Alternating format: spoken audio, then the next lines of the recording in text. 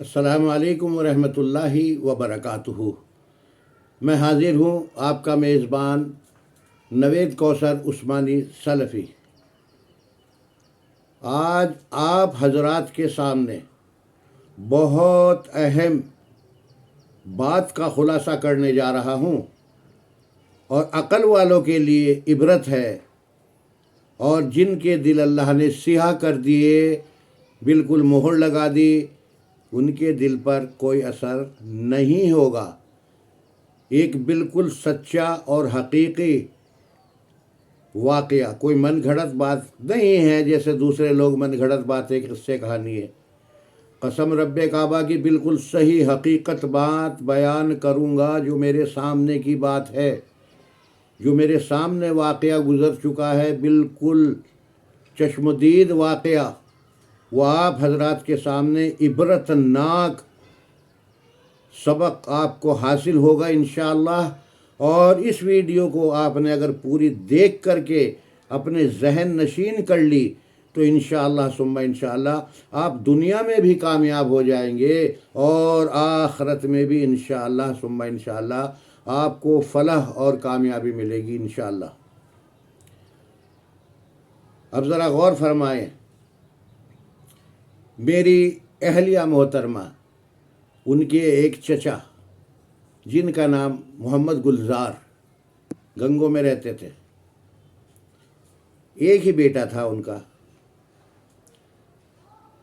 اس بیٹے کو محنت مزدوری کر کے انہوں نے پالا، بڑا کیا، اس کی شادی بھی کی، آرام سے رہ رہے تھے دونوں، میاں بیوی اور بیٹا بہو۔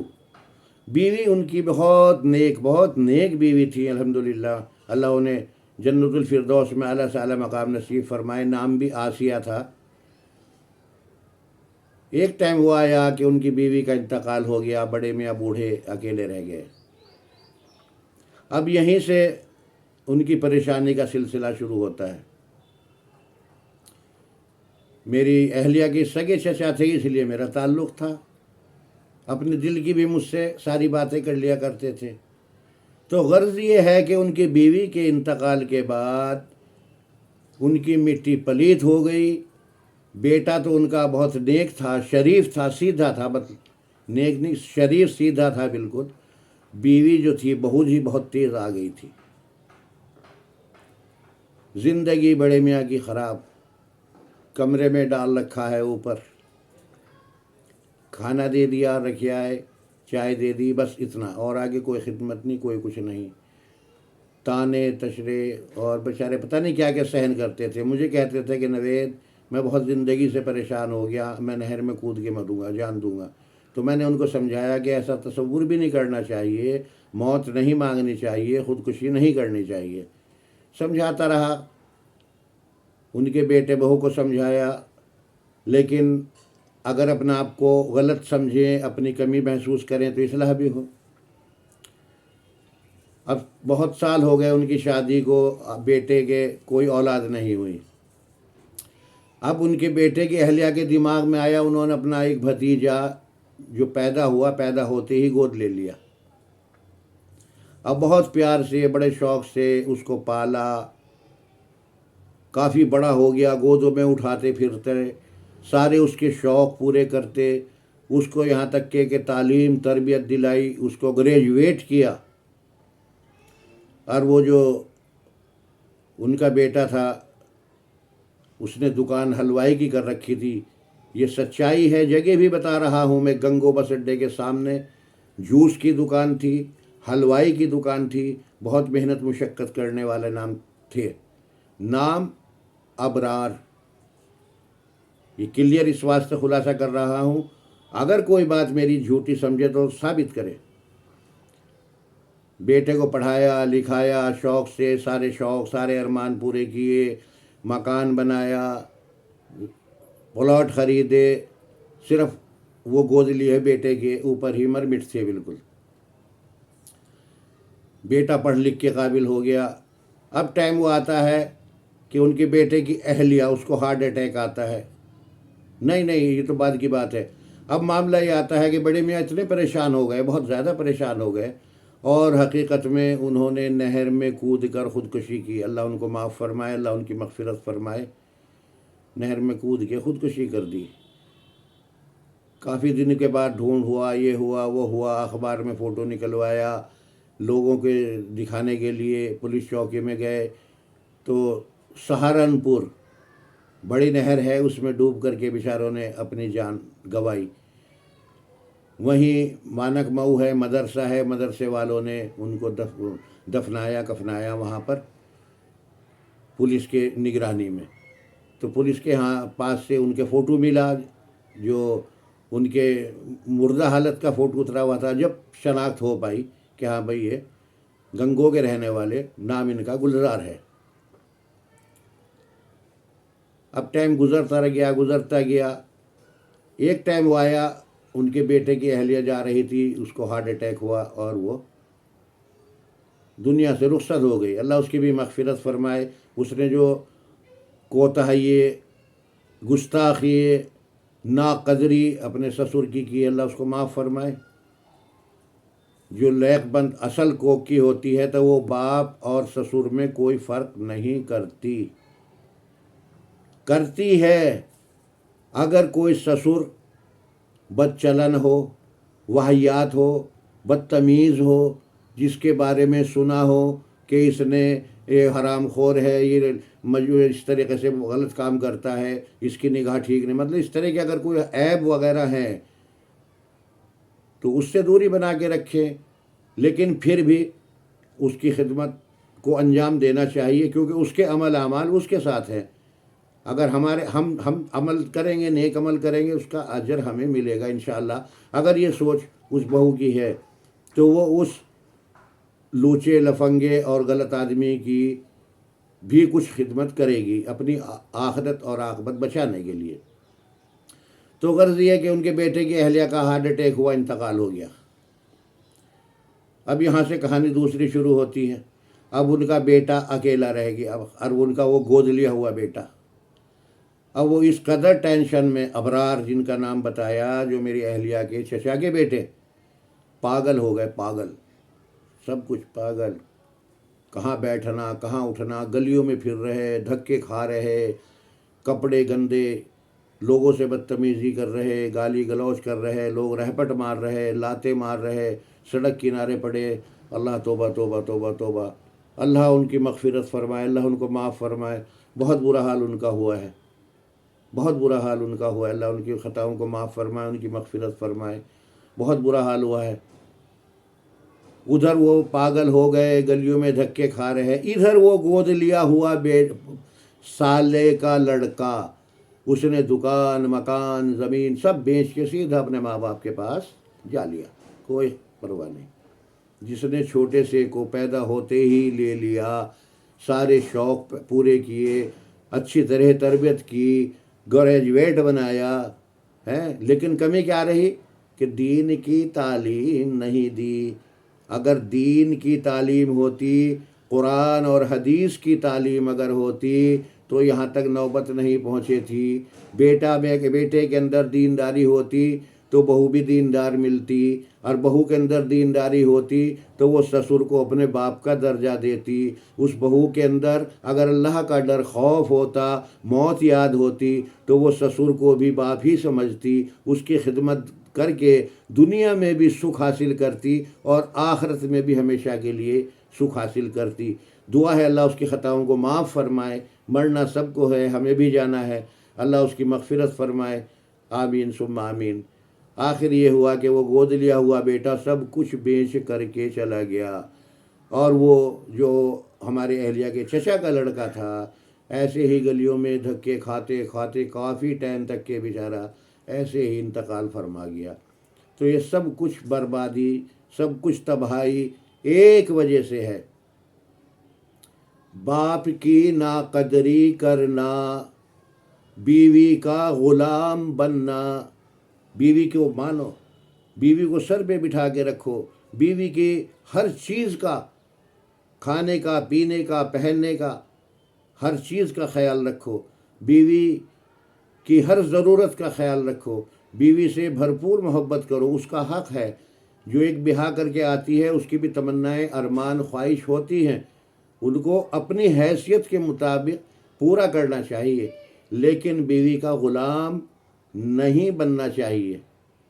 جس گھر میں عورت کی سلطنت چلتی ہو، جس گھر میں مرد کی عزت قدر نہ ہوتی ہو، وہ گھر کبھی آباد نہیں ہو سکتا۔ وہ دنیا میں بھی خمیازہ بھگتنا پڑے گا اور آخرت میں بھی انشاءاللہ۔ اللہ اپنا فضل فرمائے۔ تو یہ حالات ایسے چل رہے ہیں کہ پہلے تو یہ لڑکیاں سوچتی تھی، حالات ایسے تھے کہ نہ جانے ساس کیسی ملے۔ آج کا یہ دور ہے، ہر آدمی اپنے بیٹے کا رشتہ کرنے سے پہلے سوچتا ہے نہ جانے بہو کیسی ملے، نہ جانے بہو کیسی ملے۔ حالات بہت خراب ہیں۔ بہو اگر کوئی اپنی سسرال میں رہ کر اپنے حساب سے، اپنے سسرال والوں کے حساب سے چلنا بھی چاہے تو لیکن بہت سی کمبخت مائیں ایسی ہوتی ہیں آج کے دور میں۔ پہلے دور کی نہیں بتا رہا میں، پہلا دور تو کچھ اور تھا۔ بیٹی کو رخصت کرتے ہوئے کہتی تھی تو جا رہی ہے، نیا گھر ہے، نئے لوگ ہیں، اپنی ان کی خدمت کر کے ان کے دلوں میں اپنی عزت اور قدر پیدا کر لیجئے، ساری زندگی عیش کرے گی، آرام کرے گی، پھر وہ تیری ہر بات مانیں گے جب ان کے دل میں تیری جگہ ہوگی۔ یہ طریقہ پہلے تھا۔ اب کیا ہے؟ بالکل مت گھبرانا، ہم ہیں، آدھی رات آواز دے گی ہم کھڑے، کسی چیز سے ڈرنے کی ضرورت نہیں، کسی سے گھبرانے کی ضرورت نہیں ہے۔ آج اس طرح کے مشورے، اور شادی ہو گئی ہر ٹائم، ہاں کیا کر رہی ہے، کیا کھایا، کون آیا، کیا ہوا، آواز کچھ دبی دبی سی لگ رہی ہے۔ کھود کریل کر کر کے پوچھے کوئی اندر کی بات، کھود کریل کر کر کے اندر کی بات، پورا انٹرفیل۔ ماں کے ہاتھ میں ریموٹ کنٹرول، وہی ریموٹ کر رہی ہے وہاں سے۔ اسے اپنی زندگی صحیح گزارنے کا کوئی حق نہیں، ادھیکار نہیں۔ مجبور ہیں سسرال والے، کہہ نہیں سکتے، کیوں ماں ہے، ماں کو برا سن نہیں سکتی، کہہ نہیں سکتی، اور نہ ہی کہنا چاہیے، کیونکہ اسلام میں ماں کا درجہ بہت بڑا ہے، بہت بلند ہے۔ ہر لڑکی کے ذہن میں یہ بات ہے کہ میری امی تو کوئی غلط بات کرتی ہی نہیں، میری امی تو غلط کہتی ہی نہیں۔ ہر بیٹی کے دل میں یہ بات ہوتی ہے کہ میری امی پارسا ہیں۔ سمجھدار بچی، سمجھدار بیٹی دیکھتی ہے۔ پہلے یہ ماحول تھا، اب تو نہیں رہا۔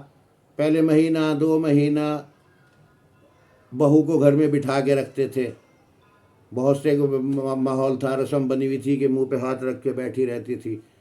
تو وہ یہی جائزہ لینے کے لیے ایک معمول بنا رکھا تھا تاکہ اس آنے والی کو یہ پتہ چل جائے ان کے گھر کا ماحول کیا ہے، ان کے ہاں کیسا کھانا بنتا ہے، کتنا نمک مرچ استعمال ہوتا ہے، کیا سب کچھ ہے۔ ان دنوں میں وہ ٹرینڈ ہوتی رہتی ہے۔ پھر اس کے بعد اس کا ہاتھ لگوایا جاتا تھا، کھانے پہ میٹھی چیز بنوا کے لوگوں کو بلایا جاتا تھا، آج ہماری بہو نے ہاتھ لگایا۔ تو اس طرح کی خوشی ہوتی تھی۔ یہ سب باتیں کب ہوتی ہیں؟ جب دل خوش ہو، دل مطمئن ہو، دل جو ہے خوش ہو، تبھی آدمی سبھی کام کرتا ہے۔ تو بہرحال یہی ہے، آج حالات بہت خراب ہے۔ آپ سبھی حضرات سے درخواست ہے صرف اور صرف اللہ کی رضا کے لیے آپ اس ویڈیو کو زیادہ سے زیادہ شیئر کریں۔ آپ کے ایک شیئر کرنے سے اگر کسی کے بیٹے اور بہو کی اصلاح ہو جاتی ہے اور کسی بوڑھے کی زندگی چند لمحہ کی، چند مہینے کی یا چند سال کی ہے وہ سدھر جاتی ہے، تو اس کا اجر آپ کو انشاءاللہ ثم انشاءاللہ قیامت تک ملتا رہے گا، انشاءاللہ ثم انشاءاللہ۔ تو آپ خیال رکھیں، درجہ پدرجہ کس کا کیا حق ہے۔ یہ نہیں کہ بیٹی آئے اپنی منمانی ہی کرے، بڑے کو بڑا، چھوٹے کو یہ نہیں ہوتا کہ اگر باپ ہے کھانا کھا لو، کھانا دے دیا، چائے بنا کے نہ، بیٹے بھی ویسے ہی ہو رہے ہیں۔ بیٹوں کو بھی دین کی تعلیم دو، بیٹیوں کو بھی دین کی تعلیم دو۔ اصل تعلیم کیا ہے؟ اطیعوا اللہ و اطیعوا الرسول، کتاب اللہ اور سنت رسول اللہ، اللہ کا حکم اور نبی کا طریقہ، یہ کب آئے گا؟ جب قرآن کو سمجھ کر پڑھیں گے اور صحیح حدیثوں کا مطالعہ کریں گے۔ صحیح بخاری شریف، مسلم شریف، ابو داؤد، ترمذی، ابن ماجہ، نسائی وغیرہ گھروں میں ہونی چاہیے۔ آج گھروں میں من گھڑت کتابیں ہیں، یہ فلاں بزرگ کا قصہ، یہ فلاں بزرگ کی سہان عمری ہے، یہ فلاں بزرگ کی داستان، یہ فلاں بزرگ کے خواب، اس طرح کی باتیں ہیں جس سے کچھ نہیں ہے۔ آج کل کتابیں بھری پڑی ہیں، فضائل فضائل فضائل فضائل، فضائل ہیں، مسائل نہیں ہیں،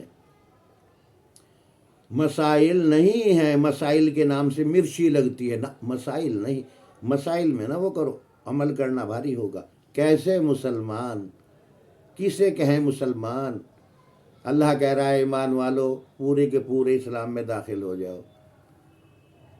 آج اسلام کو، دین کو اپنے حساب سے چلا رکھا ہے لوگوں نے، دین اور اسلام کے حساب سے نہیں چل رہے ہیں۔ یہی وجہ ہے تمام دنیا میں رسوا ذلیل ہو رہے ہیں، خاص طور سے انڈیا اور پاکستان کے مسلمان بہت دور ہیں۔ فرقہ پرستی، میرا یہ بزرگ اس کی مانوں گا، میرا یہ عالم اس کی مانوں گا، میں فلاں کی کتاب وہی کو ترجیح دیتا ہوں، یہ سب غلط بات ہے، یہ شیطانی چکر ہے۔ اللہ سے دعا ہے اللہ تبارک تعالیٰ مجھے بھی اور آپ کو بھی صحیح عمل کی توفیق دے، میرے اندر بھی آپ کے اندر بھی جو بھی کمی ہیں، جو بھی خامی ہیں، اللہ تبارک تعالیٰ اپنے فضل و کرم سے انہیں دور فرمائیں، اور اللہ تعالیٰ ہمیں بھی، ہماری اولادوں کو بھی قرآن اور حدیث کے مطابق زندگی گزارنے کی توفیق مرحمت فرمائے۔ جس کا جو حق ہے اس کا حق ادا کرنے کی توفیق اللہ رب العالمین عطا فرمائے۔ آمین ثم آمین۔ السلام علیکم ورحمۃ اللہ وبرکاتہ۔